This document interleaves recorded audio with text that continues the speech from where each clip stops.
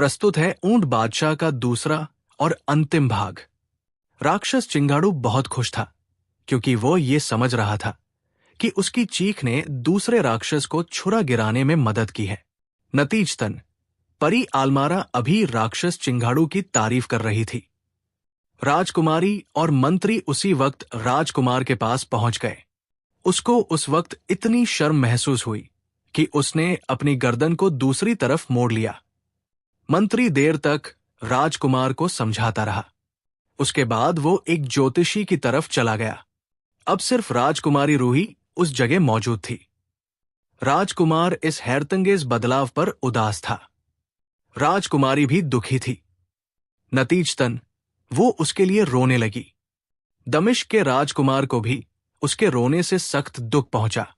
उसके बाद उसने शाम की राजकुमारी को समझाया और उससे कहा, ए राजकुमारी, घबराने की जरूरत नहीं है। ये सब कुछ परी की शरारत है, लेकिन मुझे यकीन है कि मैं कभी न कभी अपनी असली हालत पर आ जाऊंगा। शाम की राजकुमारी को नूर अफशाह से बेपनाह प्यार हो गया था, इसीलिए वो उसकी इस तरह की बदलाव को देखकर रो रही थी। उसकी गर्दन और चेहरा बिल्कुल अलग हो चुका था। राजकुमार जब भी खुद पर नजर डालता वो शर्मा जाता था। उसने रूही को तसल्ली देते हुए कहा, ए राजकुमारी, घबराने की जरूरत नहीं है। मैं हालांकि अब यहां से चला जाऊंगा और अपने लिए कुछ कोशिश करूंगा, मगर तुमको यकीन रखना चाहिए कि मैं दोबारा अपने देश में वापस आ जाऊंगा। और जिस राक्षस या परी ने मुझसे इस तरह की शरारत की है, मैं उसको जिंदा नहीं छोड़ूंगा। राजकुमारी ने कहा, ए राजकुमार, अगर आप कहीं न जाए तो कौन सी बड़ी मुसीबत आ जाएगी। राजकुमार ने कहा, मैं ज्यादा जलील होना पसंद नहीं करता। तुम खुद सोचो कि जब कोई मुझे इस हालत में देखेगा तो वो दिल में क्या कहेगा। मैं इसी शर्म की वजह से किसी तरफ चला जाना चाहता हूं। राजकुमार नूर अफशाह के लिए यह बात कम शर्मनाक न थी कि वो इंसान से जानवर बन गया था।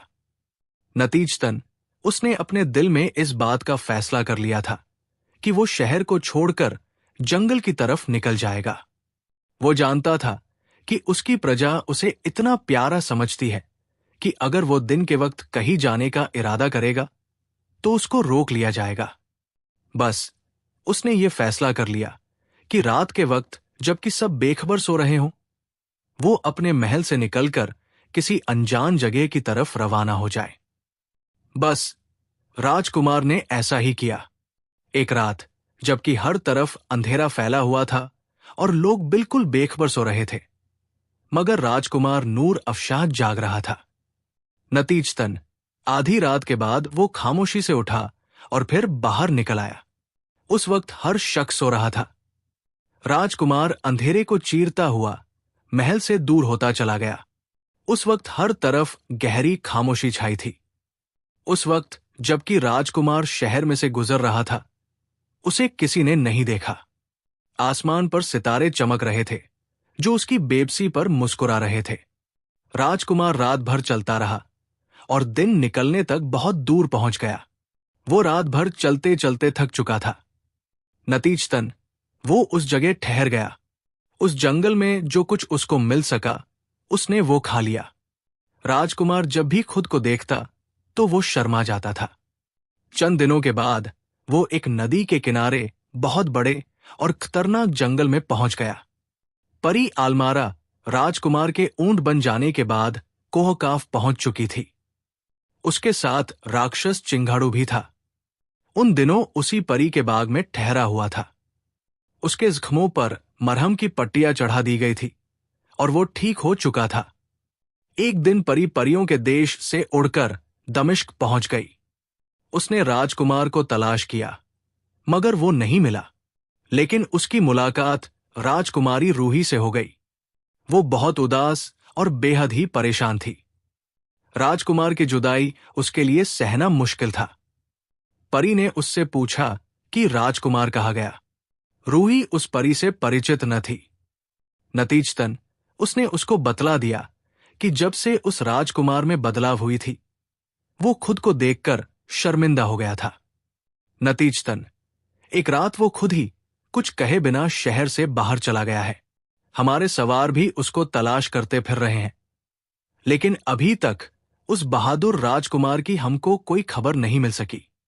परी रूही को देखकर बहुत ही हैरान हुई, क्योंकि वो बेहद खूबसूरत थी। आलमारा उसे देखती रही। वो जानती थी कि कोहकाफ की परियां भी खूबसूरती में शायद उसका मुकाबला न कर सके। जब परी आलमारा को सब कुछ मालूम हो चुका, तब वो उस जगह से उड़कर राजकुमार शमशेर बाज की तरफ रवाना हो गई, ताकि वो उसको इस खुशखबरी से अवगत कर दे। बस वो तेजी के साथ उड़ती रही। वो खुश थी कि कुछ देर बाद परी उस जगह उतर गई जहां राजकुमार ठहरा हुआ था। नतीजतन उसने उस जगह पहुंचकर उसको खुशखबरी सुनाई और बतलाया कि राजकुमार नूर अफशाह इंसान से ऊंट जैसा इंसान बनने के बाद शर्म के कारण न जाने कहां चला गया है, और इन दिनों उस जगह शाम देश की खूबसूरत राजकुमारी राज कर रही है। उसे राजकुमारी के जरिए मुझे दमिश्क के राजकुमार के चले जाने के बारे में पता चला है। राजकुमार शमशेरबाज ने उसका बहुत बहुत शुक्रिया अदा किया और उससे कहा, अब मैं अपने देश को उससे आजाद करा लूंगा। परी ने कहा, ए राजकुमार, घबराने की जरूरत नहीं है, हम भी इस काम में तुम्हारी मदद करेंगे। राजकुमार शमशेरबाज बड़ा चालाक और जबरदस्त धूर्त था। उसने परी को ज्यादा से ज्यादा खुश करने की कोशिश की।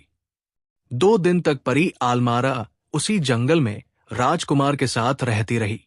उसके बाद वो परियों के देश की तरफ उड़ गई और खुद राजकुमार ने अपने घोड़े को तलाश किया और फिर उस पर सवार होकर वो अपने देश की तरफ रवाना हो गया। उसको यकीन था कि उसकी प्रजा जो उसे देखेगी तो वो फौरन उसके लिए शहर दमिश्क के लोगों से जंग करने लगेगी। इसके अलावा वह ये भी जानता था कि परियों की राजकुमारी भी उसकी मदद के लिए उस जगह पहुंच जाएगी। चंद दिनों के बाद राजकुमार शमशेरबाज अपने शहर की दीवार के पास पहुंच गया। उसने बड़ी हसरत के साथ अपने देश को देखा और वो देर तक उसको देखता रहा। जब उसकी थकान दूर हो गई तो वो शहर में दाखिल हो गया। लोगों ने उसको देखते ही पहचान लिया और वो अपने राजकुमार का नाम ले लेकर नारे लगाने लगे। जिस शख्स को राजकुमार उस जगह का राजा बना गया था, वो महल में मौजूद था। उसने जो शोरगुल के बारे में मालूम किया तो उसको सब कुछ बतला दिया गया। असली राजकुमार के आने की वजह से उस राजा के होश उड़ गए। उसने घोड़े पर सवार होकर जंगल का रुख इख्तियार कर लिया। उन दिनों जब राजकुमार शमशेरबाज अपने देश को आजाद कराने की कोशिश में था, ठीक होने के बाद राजकुमार नूर अफशाह से बदला लेने की फिक्र में था। वो हालांकि ऊंट जैसा इंसान तो बन गया था कि इसको आजाद भी न रहने दिया जाएगा। चिंगाड़ू उसको जंगलों में तलाश कर रहा था। एक शाम उसने 15 दिन की कोशिश के बाद एक झरने के पास उसे पानी पीते देख लिया। राक्षस जानता था कि ये ताकतवर है। नतीजतन वो उसी जंगल में छुप गया। उसका इरादा ये था कि वो उसको सोते में कैद कर ले। बस वो एक जगह छुप कर बैठ गया और उसने राजकुमार को भी निगाह में रखा। जब आधी रात गुजर गई तो राक्षस ने दिल में समझ लिया कि वो सो गया होगा। बस वो अपनी जगह से बाहर निकला और उसके बाद वो उसके पास पहुंच गया। उसने पहले तो उसको बेहोश किया। उसके बाद उसने उसको मारना चाहा, मगर राक्षस नाकाम रहा। मजबूर होकर उसने उसको कैद कर लिया और फिर उसको उसी रात वहां से लेकर उड़ा और एक पुराने वीरान किले में ले जाकर पटक दिया और उस किले के दरवाजे को एक भारी चट्टान से बंद कर दिया। सुबह जब राजकुमार होश में आया तो उसने खुद को कैद में पाया। बस राजकुमार समझ गया कि अब उसकी मौत का वक्त करीब आ गया है, क्योंकि वो भूखा प्यासा कब तक जिंदा रह सकता है। पूरा दिन गुजर गया। रात को राजकुमार गिड़गिड़ाकर भगवान से दुआ मांगने लगा। अगले दिन दोपहर के वक्त, जबकि राजकुमार भूख से बेहाल हो रहा था, एक लंबी टोपी वाला बूढ़ा व्यक्ति न जाने किस तरह उस किले में पहुंच गया। राजकुमार ने उसकी टोपी के फुंदने पर सितारे का निशान बना हुआ देखा। उसके पास ताज था जो उसने उसके सर पर रख दिया। उसने उसको तसल्ली दी और कहा, "ए ऊंट बादशाह, तेरी दुआ कबूल हो गई है। आज से तेरा नाम ऊंट बादशाह रखा जाता है और तुमको भी अपने लिए इस नाम को पसंद कर लेना चाहिए।" राजकुमार ने कहा, "मुझे मंजूर है। मैं इस वक्त बहुत ही भूखा और प्यासा हूं।" उस बूढ़े व्यक्ति ने कहा, "ऊंट बादशाह भूखा किस तरह रह सकता है?" बस उसने एक तरफ हाथ बढ़ाया। गरम गरम खाने की एक सुनहरी तश्तरी उसके हाथ में आई। उसने इस खाने को ऊंट बादशाह के पास रख दिया। वो भूखा था। उसने खाना शुरू कर दिया, यहां तक कि उसका पेट भर गया। लंबी दाढ़ी वाला बूढ़ा उसी जगह खड़ा था। जब राजकुमार खाने से फारिग हो चुका था, तो उसने उसको कहा कि वो अपनी आंखें बंद कर ले।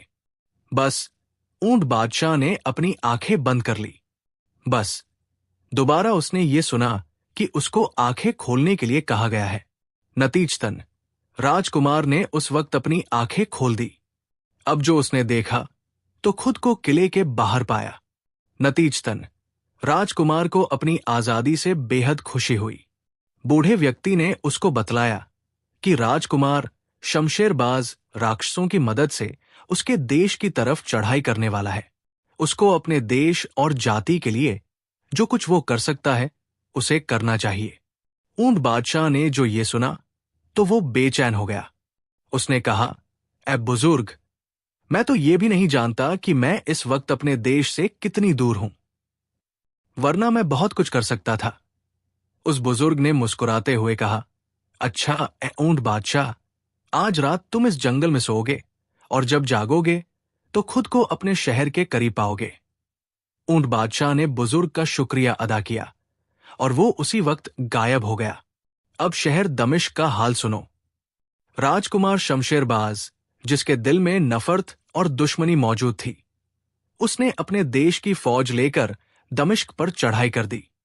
उसके लश्कर के साथ चंद राक्षस भी मौजूद थे। नतीजतन ये राजकुमार अपना लश्कर लेकर किले के सामने पहुंच गया और फिर उसी जगह ठहर गया। दमिश्क के लोग अभी तक अपने राजकुमार के गम में डूबे थे। उनको जब यह मालूम हुआ कि दुश्मन अपना लश्कर लेकर जंग करने आ गया है, तो लोग घबरा गए और शाम देश की राजकुमारी, जो नूर अफशा की जगह काम कर रही थी, घबरा गई। कुछ देर के बाद शमशेरबाज का संदेशवाहक उसके पास पहुंच गया। उसने राजकुमारी रूही को कहलवाया कि अगर वो उससे शादी के लिए राजी हो जाए तो वो सुलह कर सकता है। रूही बड़ी हिम्मती लड़की थी। उसने उसी वक्त संदेशवाहक को महल से निकलवा दिया। शमशेरबाज को बहुत गुस्सा आया। नतीजतन उसने शहर में दाखिल होकर लूटमार शुरू कर दी और वो बेगुनाह लोगों को मारना लगा। राजकुमारी उस फौज का मुकाबला न कर सकी। वो जख्मी हो चुकी थी। मजबूरन मंत्री की सलाह पर उसको छुपना पड़ा। शहर पर शमशेरबाज की फौज का कब्जा हो गया। उसके बाद उसने राजकुमारी रूही को तलाश करना शुरू कर दिया। मंत्री ने शाम की राजकुमारी को बतलाया कि अगर उसको जालिम शमशेरबाज ने देख लिया तो फिर उसे जिंदा न छोड़ेगा।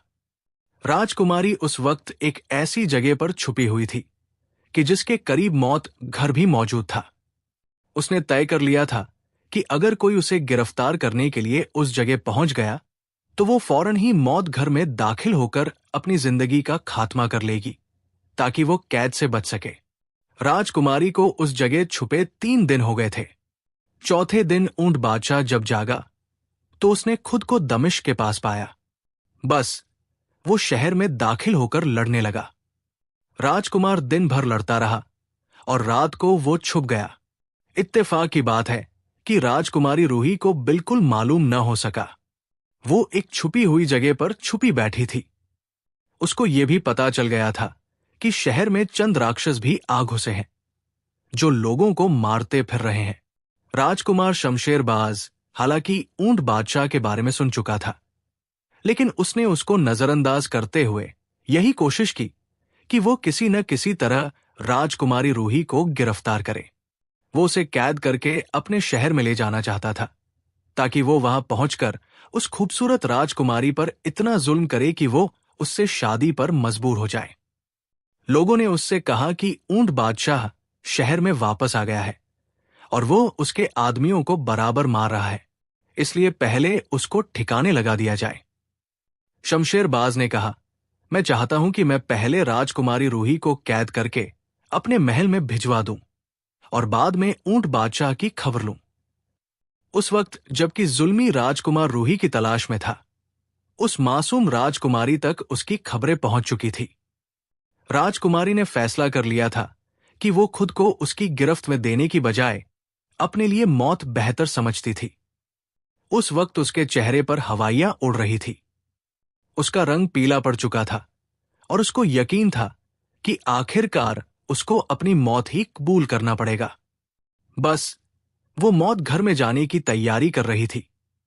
उसने एक दासी को बाहर छोड़ रखा था ताकि वो शमशेरबाज की आहट से उसको फौरन ही सूचित कर दे। ऊंट बादशाह बड़ी तेजी के साथ अपने दुश्मनों की सफाई कर रहा था। जो उसके सामने आता था वो उसी को मार देता था। अचानक दुश्मन फौज ने यह फैसला कर लिया कि वो बहुत से मिलकर उस पर हमला कर दे। नतीजतन उन्होंने उसी वक्त एक समूह बना लिया और सब के सब मिलकर राजकुमार पर हमलावर हुए। लेकिन वो भी न घबराया। उसने और भी तेजी से लड़ना शुरू कर दिया। लेकिन इसके बावजूद दुश्मन की यही इच्छा थी कि वो उसको घेरे में ले ले। इस संघर्ष में ऊंट बादशाह कुछ जख्मी भी हो गया। दुश्मन सिपाही उसके आसपास घेरा डालने में कामयाब हो गए। इत्तेफाक की बात है कि उसी वक्त वही लंबी टोपी वाला बूढ़ा व्यक्ति घोड़े पर सवार आता हुआ दिखाई दिया। उसने ऊंट बादशाह के पास पहुंचकर दुश्मनों का सफाया करना शुरू कर दिया। उन दोनों ने जो जंग की तो दुश्मन के पांव उखड़ गए और वो भागने लगे। उस वक्त जब दुश्मन सिपाही भाग रहे थे, उस वक्त भी शमशेरबाज को इस खतरे से अवगत किया गया। लेकिन उस पर राजकुमारी को हासिल करने की ऐसी धुन सवार थी कि उसने फिर भी उस तरफ ध्यान न दिया। उसको राजकुमारी के बारे में पता चल चुका था कि फ्ला इमारत में छुपी हुई है, जो ज्यादा दूर भी नहीं है। वो इस इमारत में दाखिल हुआ। इधर ऊंट बादशाह और उसके बुजुर्ग साथी ने अनगिनत दुश्मनों को मार डाला और जो बाकी थे उनको उन्होंने शहर से बाहर धकेल दिया। राक्षस उस बूढ़े को देखकर न जाने क्यों पहले ही भाग गए थे। अचानक लंबी टोपी वाले बुजुर्ग ने ऊंट बादशाह से कहा, ए बादशाह, जल्दी जाओ और राजकुमारी की मदद करो। वो मौत घर के पास छुपी हुई है। अगर देर लगाओगे तो उसे जिंदा न पाओगे। ऊंट बादशाह ने जब ये बात सुनी तो वो बेकरार हो गया। वो फौरन तलवार लेकर मौत घर की तरफ भाग उठा। वो सबसे पहले उस जगह पहुंच गया जहां राजकुमारी छुपी थी। जब ऊंट बादशाह उस जगह पहुंचा तो उसने वहां राजकुमार शमशेरबाज और उसके साथियों को पाया जो महल के उस हिस्से में घूम रहे थे, और ऐसा मालूम होता था कि मानो वो राजकुमारी की तलाश में है। जरा देर पहले रूही उसी जगह छुपी थी, लेकिन अब वो जा चुकी थी। ऊंट बादशाह ने उनको देखते ही गुस्से में ललकारा और गुस्से भरे लहजे में उससे कहा, ओ नीच शैतान, जरा ठहरो, मैं अभी तुम्हारा मिजाज ठीक किए देता हूं। राजकुमार शमशेरबाज ने जो ऊंट बादशाह को गुस्से की हालत में देखा तो उसके चेहरे का रंग उड़ गया।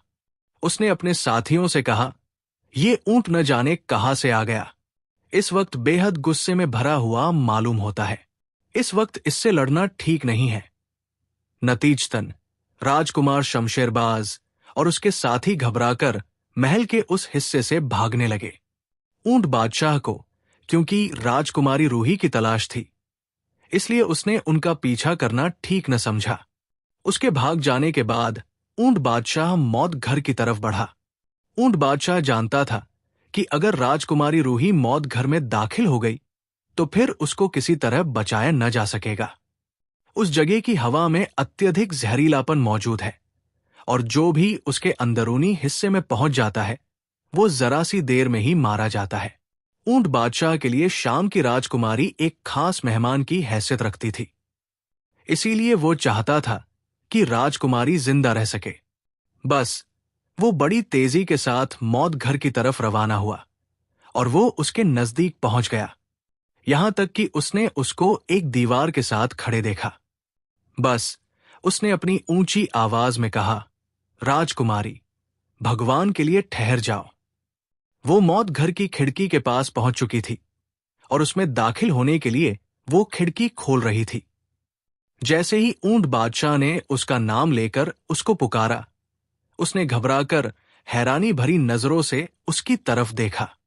उसे देखकर राजकुमारी बेहद हैरान हुई और सोचने लगी कि राजकुमार नूर अफशाह इतनी जल्दी इस जगह किस तरह पहुंच गया।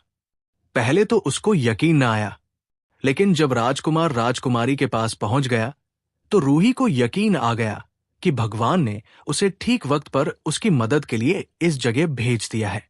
राजकुमार नूर अफशाह ने उसके कंधे पर हाथ रखते हुए कहा, ए राजकुमारी, मुझे सख्त अफसोस है कि तुम इस जगह एक मेहमान की हैसियत से आई थी।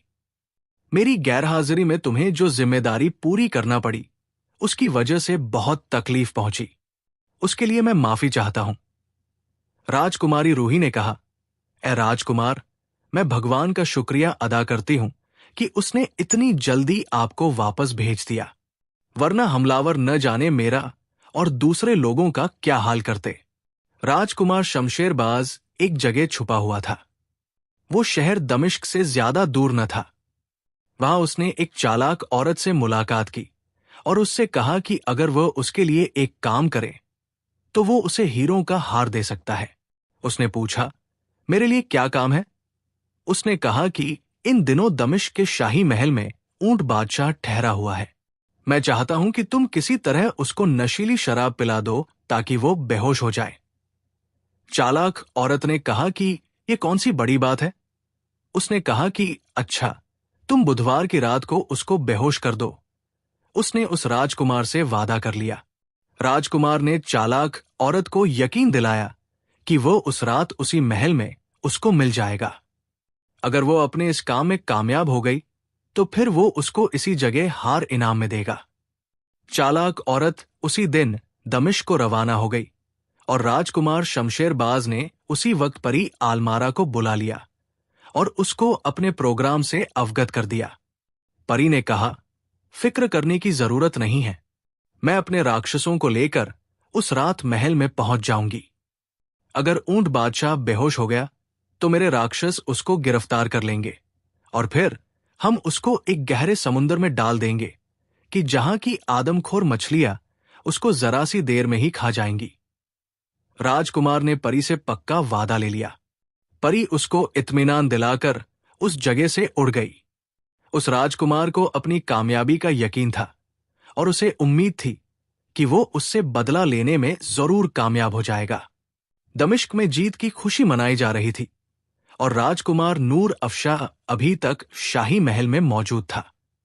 बुधवार की रात से पहले ही चालाक औरत दमिश्क पहुंच गई थी और उसने महल तक पहुंच हासिल कर ली थी। उस दिन उसने ये तय करा लिया था कि वह रात के जश्न में नाचेगी और गाएगी। ऊंट बादशाह की हालांकि इस तरह की खुशी में हिस्सा लेने की इच्छा नहीं थी, मगर दूसरों ने उसको मजबूर करके राजी कर लिया था। चालाक औरत इतनी चालाक और धूर्त थी कि उसको अपनी कामयाबी का पूरा यकीन था। नतीजतन पूरा दिन गुजर गया। रात के वक्त चंद राक्षस भी छुपे तौर पर उसके पास पहुंच गए और वो परी की हिदायत के मुताबिक महल के एक हिस्से में छुप कर बैठ गए।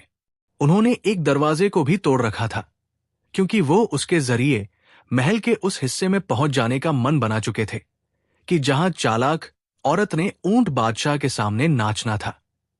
राजकुमार शमशेरबाज भी भेष बदलकर उस शहर में पहुंच चुका था। परी आलमारा चंद और राक्षसों के साथ शहर के करीब वाले जंगल में छुपी हुई थी। ये तमाम कुछ वह राजकुमार को खुश करने के लिए कर रही थी। खुद शमशेरबाज राजकुमार ऊंट बादशाह से बदला लेने के लिए बिल्कुल पागल हो रहा था। वो चाहता था कि अगर वो अपने इस ताकतवर दुश्मन को मारने में कामयाब हो गया तो फिर वो न सिर्फ राजकुमारी रूही को हासिल कर लेगा, बल्कि दमिश्क और दूसरे इलाके पर भी कब्जा हो जाएगा। उस जुल्मी राजकुमार को लालच और वासना ने बिल्कुल अंधा कर रखा था और वो अपने फायदे की खातिर बड़े से बड़ा गुनाह करने के लिए तैयार था। इधर चालाक औरत को भी दौलत बेहद प्यारी थी। उसने लालच में आकर शाही महल में एक खतरनाक काम अंजाम देने का फैसला कर लिया था। हालांकि राज खुलने पर वो मारी जा सकती थी। सूरज के डूबते ही शाही महल के खास हिस्से में रौनक बढ़ने लगी और खास आदमी जमा होने लगे। पूरे शहर में अफवाह फैली हुई थी कि एक खास औरत महल में नाच करेगी। उस रात खूब रोशनी की गई और पूरे महल की रौनक पूरी जोरों पर पहुंच गई। उस वक्त चालाक औरत ने नाचना शुरू कर दिया। उस रात उसने ऐसा नाचा कि हर तरफ से वाहवा की आवाजें आने लगी। नाच के दौरान में उस धूर्त औरत ने लोगों को शराब पिलाना शुरू कर दिया और उसने बड़ी जिद से काम लेकर खुद को ऊंट बादशाह के सामने झुकाया और बेहद जोर देने के बाद उसको शराब पिलाना शुरू कर दिया। उसमें नशा करने वाली दवा मिली हुई थी। जब ऊंट बादशाह बेहोश होने लगा, चंद राक्षस उस जगह पहुंच गए। लोग उनको देखकर भागने लगे। इस हालत में राजकुमार शमशेरबाज भी उस जगह पहुंच गया। नतीजतन उसने और चालाक औरत ने मिलकर ऊंट बादशाह को गिरफ्तार कर लिया। चालाक औरत ने उससे अपना इनाम मांगा। राजकुमार ने अपनी गर्दन से हार उतार कर उसको दे दिया। उसी वक्त परी और राक्षस उस जगह आ गए। उस जश्न में राजकुमारी रूही मौजूद नहीं थी और ऊंट बादशाह बिल्कुल बेहोश हो चुका था। दोनों ने मिलकर उसको उठा लिया और वो परी आलमारा के कहने के मुताबिक उसको लेकर एक जगह से उड़ते हुए दूर निकल गए। परी ने भी खुद को उनके पास पहुंचा दिया था। परी बहुत खुश थी। ऊंट बादशाह को बेहोशी के आलम में राक्षस चिंगाड़ू ने उठा लिया और उसको ले जाकर एक गहरे समुंदर में डाल दिया। परी आलमारा को उससे बेहद खुशी थी। राक्षस के पीछे वो भी उड़ान भर रही थी और चाहती थी कि मरने वाले इस अड़ियल राजकुमार का तमाशा देखे, जिसने उससे शादी करने से बिल्कुल साफ मना कर दिया था। परी के दिल में गुस्से की आग भड़क रही थी। राजकुमार शमशेरबाज भी खुश था, क्योंकि उसको उस बहादुर राजकुमार की वजह से काफी मुश्किलों का सामना करना पड़ा था। राक्षस ने ऊंट बादशाह को समुंदर में काफी ऊंचाई पर से छोड़ दिया। अगर वो उस वक्त पानी की बजाय जमीन पर गिरता तो उसके शरीर की हड्डियां चूर चूर हो जाती। लेकिन राक्षस ने परी की हिदायत के मुताबिक राजकुमार को समुंदर में डाल दिया। वो गिरा। पानी की ऊंची उठने वाली लहरों ने उसको घेर लिया। ऊंट बादशाह ने संघर्ष किया ताकि किसी तरह बच जाए, लेकिन वो इसी कोशिश में था कि अचानक भंवर में फंस गया और उसमें फंसने के बाद वो गोल गोल घूमने लगा। अब उसकी सिर्फ लंबी गर्दन पानी से बाहर थी। राजकुमार को अपनी तरफ से यकीन हो चुका था कि इस मुसीबत से उसका निकलना नामुमकिन है। उस वक्त जबकि ऊंट बादशाह डूबने वाला था, परी आलमारा भी उड़ती हुई चली आ रही थी। उसने थोड़े फासले पर ऊंट बादशाह को समुंदर के अंदर एक खतरनाक भंवर में घिरे हुए देख लिया था। उधर ऊंट बादशाह ने भी परी को देख लिया, लेकिन वो इस वक्त खुद भी मजबूर था, इसलिए खामोश रहा। परी उसी तरफ बढ़ रही थी। यहां तक कि जब वो उसके करीब पहुंची तो वो नीचे उतरने लगी। ऊंट ने ऊपर आने की बेहद कोशिश की, लेकिन उसकी तमाम कोशिशें बेकार साबित हुई। जब वो थक कर बिल्कुल कमजोर हो गया तो वो नीचे की तरफ बैठने लगा। परी आलमारा थोड़ी सी ऊंचाई पर मंडरा रही थी और उसने डूबने वाले ऊंट बादशाह को देख लिया था। वो उसी भंवर में गोल गोल घूमता हुआ बैठ गया और दोबारा ऊपर ना आ सका। उसके लिए पानी में ज्यादा देर रहना किसी तरह भी मुमकिन न था। यहां तक कि जब वो काफी गहराई में पहुंच गया तो उसकी दोनों आंखें बंद हो गई और बेहोशी छाने लगी। यहां तक कि वो पत्थर की एक ऐसी चट्टान के पास जा लगा जो समुंदर की तह में मौजूद थी। उसी जगह आदमखोर मछलियां भी थी। उन्होंने जो ऊंट बादशाह को चट्टान पर बेहोश पड़ा देखा तो वो उसको खाने के लिए उसकी तरफ बढ़ने लगी। अचानक एक बहुत बड़ी मछली ने भी ऊंट बादशाह को देख लिया और वो उसको अपनी खुराक के काम में लाने के लिए उसकी तरफ मुंह खोल कर बढ़ी। जब छोटी मछलियों ने उस बड़ी मछली को इस तरफ बढ़ते देखा तो वो डरकर वहां से दूसरी दिशा को भाग गई। ऊंट बादशाह बिल्कुल बेहोश पड़ा था। उसको दुनिया और आसपास के बारे में कुछ भी मालूम न था। मछली शिकार को देखकर बेहद खुश थी। परी आलमारा की दिल से इच्छा ये थी कि वह अपने दुश्मन राजकुमार को मरते हुए अपनी आंखों से देख ले। नतीजतन परी ने समुंदर में गोता लगाने का फैसला कर लिया, क्योंकि वो उड़ने वाले पंख रखती थी।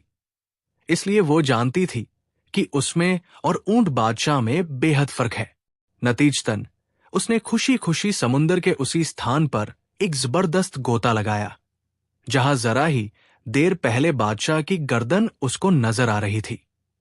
परी जानती थी कि वो उसी अंजाम को देखने के लिए कुछ देर जरूर पानी के अंदर रहेगी और उसको उसकी तलाश के लिए समुंदर की गहराई में जाना पड़ेगा। लेकिन वो अपनी तरफ से बिल्कुल बेफिक्र थी।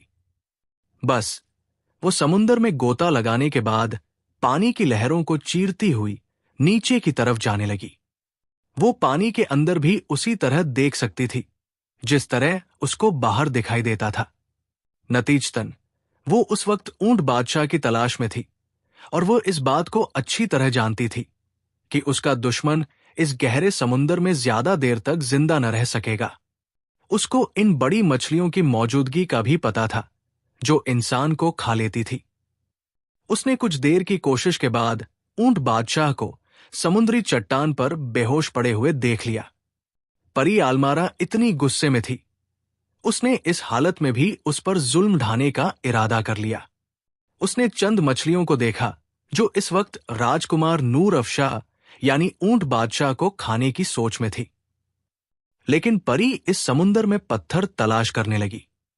समुंदर की तह में पत्थरों की कमी न थी, वहां बहुत से पत्थर मौजूद थे। बस उसने चंद पत्थर उठा लिए। परी पानी में भी उड़ रही थी। समुद्री जानवर हैरानी भरी नजरों से उसे देख रहे थे। उसने ऊंट बादशाह के करीब दो छोटी मछलियों को देखा जो अभी अभी न जाने किस तरफ से आ निकली थी, और उनके अलावा उसने एक बड़ी मछली को भी देख लिया जो ऊंट बादशाह को खा लेने के इरादे से उस तरफ बढ़ रही थी। उसका बड़ा सा मुंह खुला हुआ था, मोटी मोटी आंखें चमक रही थी। परी ने ऊंट बादशाह पर ऐसी हालत में भी पत्थर बरसाने शुरू कर दिए। बड़ी मछली उसके करीब पहुंच चुकी थी और वो इरादा कर रही थी कि वो इस लाश को खाना शुरू कर दे। परी की खुशी की उस वक्त कोई सीमा न रही थी। अचानक बड़ी मछली ऊंट बादशाह के पास पहुंच गई और उसने अपने फटे हुए मुंह को उस तरफ बढ़ाया। अचानक परी ने चट्टान में से बैंगनी रंग का धुआं निकलते देखा। बड़ी मछली जो करीब पहुंच चुकी थी, उस धुएं ने उसको अंधा कर दिया और वो घबराकर उससे अलग हो गई। परी आलमारा भी सख्त हैरान थी और सोच रही थी कि ये क्या हो रहा है। धुआं बड़ी तेजी से बढ़ता जा रहा है, यहां तक कि इस धुएं ने फैलकर उस चट्टान को ऊंट बादशाह के साथ अपने में छुपा लिया और परी कुछ भी न देख सकी। धुएं की सघनता ने उसको मजबूर कर दिया। अब ऊंट बादशाह भी छुपा हुआ और चट्टान भी गायब थी। धुआं ऊपर की तरफ बुलंद हो रहा था। 10 से 12 मिनट के बाद धुआं निकलना बंद हो गया और जो इस जगह मौजूद था वो भी गायब हो गया। परी ने दोबारा उस तरफ देखा। अब उसको सिर्फ चट्टान जरूर नजर आ रही थी, मगर ऊंट बादशाह वहां से गायब था। यूं मालूम होता था कि मानो कोई उसको उठाकर चला गया है। परी ने जब ऊंट बादशाह को वहां से गायब पाया तो वो घबरा गई।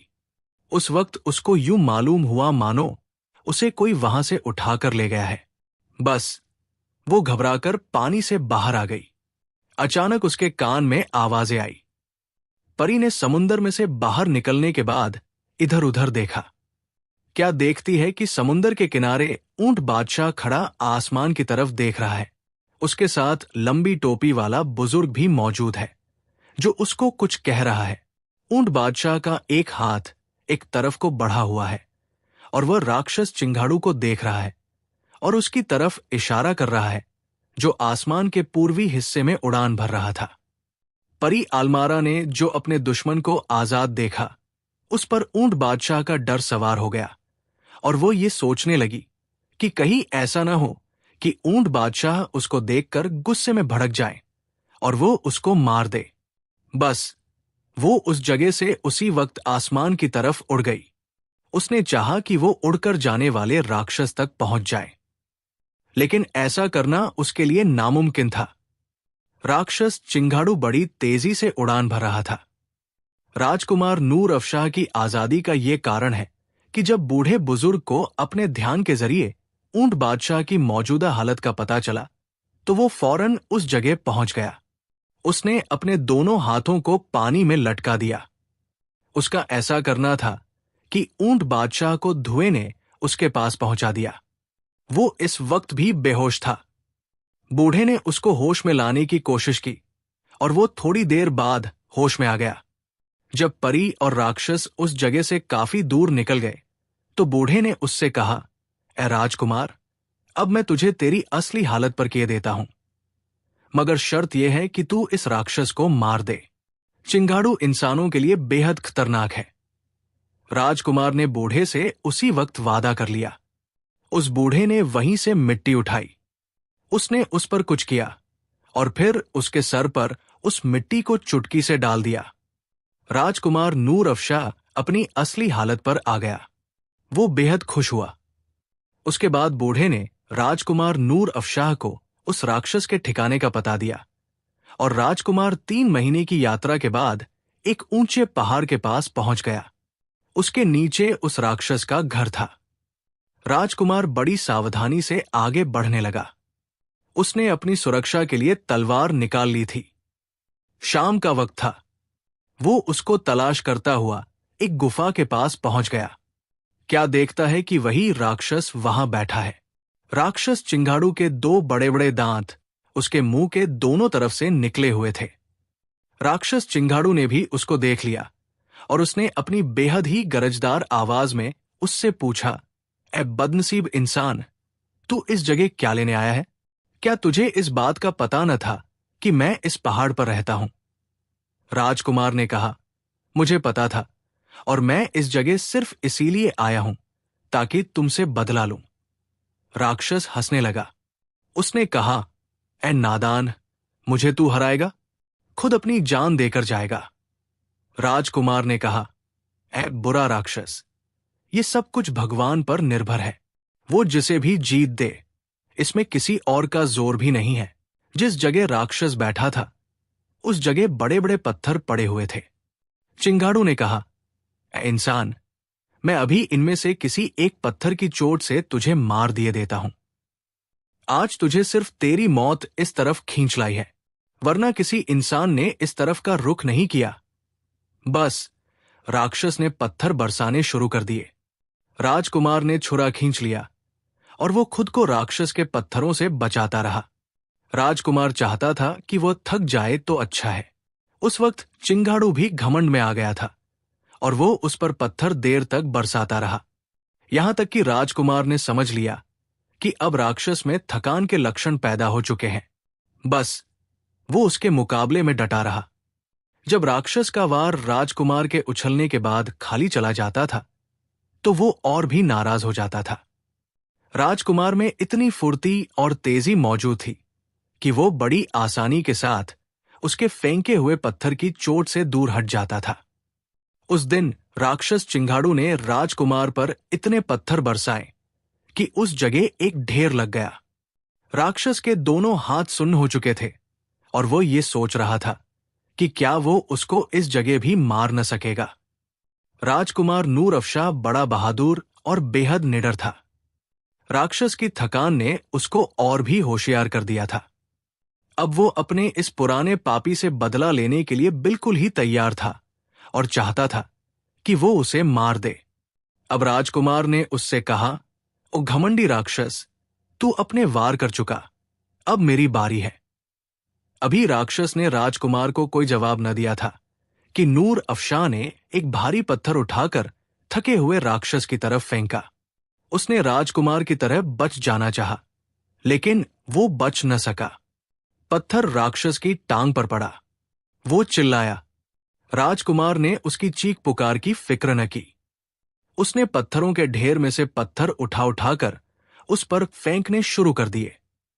अभी ज्यादा देर न हुई थी कि राक्षस चिंगाड़ू लहूलुहान हो गया और वो करहाने लगा। राजकुमार ने हिम्मत से काम लिया और छलांग लगाकर चिंगाड़ू के पास आ गया और उसने उसी वक्त अपने छुरे से उसका काम तमाम कर दिया। राजकुमार उसके मारे जाने से बेहद खुश हुआ, क्योंकि उस राक्षस ने उसको काफी तकलीफ दी थी। उसको मारने के बाद वो वापस लौटा और जब वो लंबी टोपी वाले बूढ़े के पास पहुंचा तो उसने उसके पास पड़ी आलमारा की लाश देखी। बूढ़े ने उसको बतलाया कि ये परी भी बुरी थी। ये इत्तेफाक से इस तरफ निकल आई थी। मैंने दुनिया भर के इंसानों के फायदे के लिए इस जुल्मी परी को मार दिया। राजकुमार उसकी लाश देखकर बहुत ही खुश हुआ। वो एक हफ्ता तक उसी बुजुर्ग के पास मेहमान रहा। उसके बाद अपने देश की तरफ रवाना हुआ। वहां पहुंचकर उसने राजकुमार शमशेरबाज और दूसरे दुश्मनों को एक एक करके मार दिया। राजकुमारी ने जो राजकुमार को असली हालत में देखा तो वो बहुत ही खुश हुई। महल में राजकुमार की वापसी के बाद खुशी की लहर दौड़ गई थी। राजकुमारी ने उसी दिन राजकुमार से पूछा कि वो अपनी असली हालत पर किस तरह आ गया। राजकुमार नूर अफशां ने पूरी कहानी रूही राजकुमारी को सुना दी और उसको बतलाया कि वह लंबी टोपी वाले बुजुर्ग की वजह से इस मुसीबत से आजादी पा चुका है। इसके अलावा उसने उसको ये भी बतलाया कि परी आलमारा और राक्षस चिंगाड़ू भी मारे जा चुके हैं। राजकुमारी बेहद खुश हुई और उसने उसकी बहादुरी की बहुत तारीफ की। अब उसका पड़ोसी देश भी उसी के अधीन था। कुछ समय के बाद राजकुमारी ने राजकुमार की इच्छा के मुताबिक उससे अपनी शादी कर ली। नूर अफशां के इस हैरतंगेज कारनामे की वजह से राजकुमार की दूर दूर तक धाक जम गई। दूसरे राजा उससे डरने लगे, क्योंकि वह दिल में ख्याल करते थे कि जो राजकुमार राक्षसों को मार सकता है वो किसी दूसरे को कब कम मान सकता है। राजकुमार ने अपनी प्रजा पर दया और न्याय के दरवाजे खोल दिए और वो जब तक जिंदा रहा दूसरे देशों पर राज करता रहा और न्याय से काम लेता रहा, क्योंकि अब कोई भी राजा उससे लड़ने के लिए तैयार नहीं था। नतीजतन वो देश के कामों में लग गया।